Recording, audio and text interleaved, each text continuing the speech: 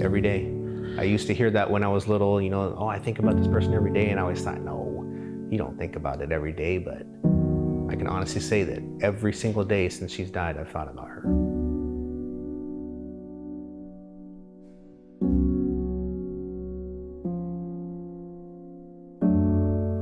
My name is Kermit Hanowell, and my sister, Brandi Marie Hanowell, was murdered on January 7th, 1997.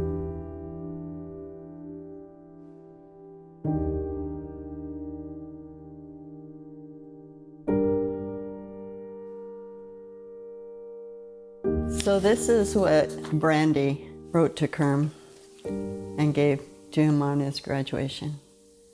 Kermit, I remember long ago when you were my only friend. When I needed anything, you were there to lend. When I was 4 and you were 6, as scary as that seems, we were both adopted. It was you on whom I leaned. She wrote so poetically.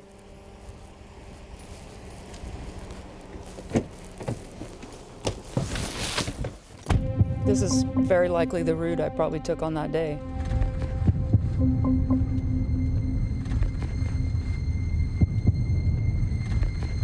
There has not been a time that I have driven down the 1500 block of G Street where I have not remembered in vivid multicolor what happened on that day. It just sits with you and you never forget it. It was a crisp January day. It was freezing out and the sky was cloudless. We got called because patrol was called to a welfare check for someone screaming in the 1500 block of G Street. When the patrol officers got there and they narrowed down which apartment it was and they made entry, they discovered Brandi and Loran deceased in the apartment. That night, there was a message on our answering machine that was from the police department and they wanted to come and see us. At the door they said, "Who belongs to Brandi Hanowell?" And I said, "I do." So they sat down and said there had been a crime in Bellingham and that there were 2 people that were dead. And one of them they thought was my daughter, Brandi. And I called Kerm. She said that the Medford police had showed up and let her know that they found 2 bodies in Bellingham and they think it was Brandi. And I think I asked her to repeat it because I said, it doesn't sound right, because if what you're saying is true, then you're saying Brandi's dead. I remember hanging up the phone and I said, I'm just gonna go to bed because hopefully I'm gonna wake up and this is all a big dream.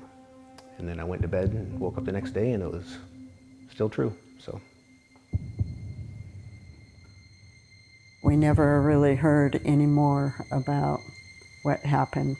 The thing that I remember hearing was they thought that it might have been a drug deal that went bad. It wasn't like a random invasion. Somebody they knew had let them in. I mean, it was so sudden. She was still in her chair with her legs crossed, and so they were killed rapidly. Hey girls, it's all good memories, all good memories. This is vivid. Just fun, she was so fun. Yes, it's all gone, honey. Somehow we got through some of the torture of losing Brandi. I'm Claire Dirksen, and I'm happy to have been the mom of Brandi Hanowell.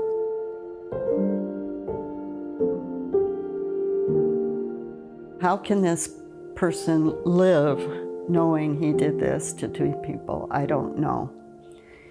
But it won't bring her back, and that's the hard part. It won't bring her back. Almost a feeling of defeat, just because, you know, we're sitting here stuck in this mire or whatever of not knowing what happened, who did it, but knowing that there is someone out there who does know all this stuff. All these years later, the circumstances that led to Brandi's death remain a mystery. Bellingham police say there's still a detective assigned to it, say they're still working it. To date, no arrest has been made, no suspect been made public. Just don't forget your little sis, and don't forget to phone. I love you, Kerm. I gotta say, I wish I was going with. But we've got our lives, our own plans, and it's gonna be me you miss. Love, Brandi.